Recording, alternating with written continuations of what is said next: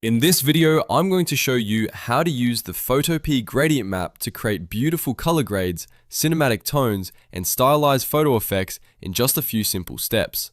The best part is that we'll use an adjustment layer, which means the whole process is completely non-destructive.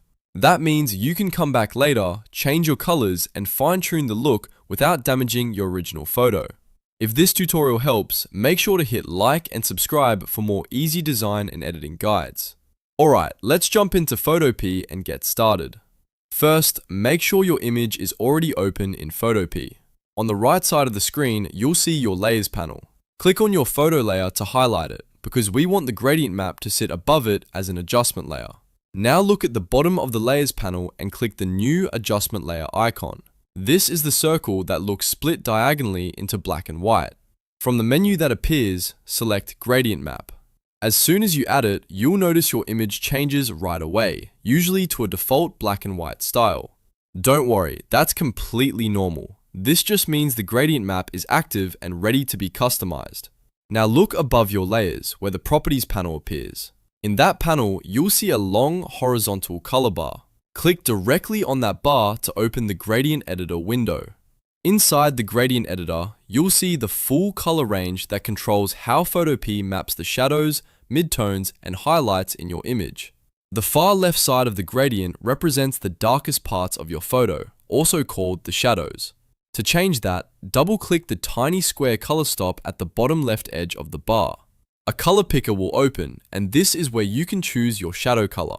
For a cinematic look, deep navy blue works really well. For a softer style, you could try dark brown, deep purple, or even a muted green. Once you choose your color, click OK. Next, move to the far right side of the gradient. This controls the highlights, which are the brightest areas of your image. Double-click the tiny square color stop at the bottom right edge of the bar. The color picker will open again, and this time, choose a highlight color that complements your shadow tone. A warm cream, soft beige, or vibrant yellow can create a beautiful contrast. Again, click OK when you're happy with the selection. Now, if you want more control, you can add midtones. Midtones are the colors that affect the middle brightness areas of your image, and they help create smoother transitions between dark and light tones. To add one, click anywhere in the empty space directly beneath the gradient bar. A new square color stop will appear. Double-click that stop, choose your middle tone color, and click OK. You can repeat this if you want to build a more detailed multicolor gradient. This is a great way to create more artistic effects, moody edits, or advanced color grading styles. At this point, you can keep experimenting with the colors until your image looks exactly how you want. The great thing about using a gradient map adjustment layer is that nothing is permanent. You can always come back, reopen the gradient editor, and change the colors again later. That's why this workflow is so much better than editing directly on the image itself. When your color grading looks right, click OK to close the editor and apply the effect.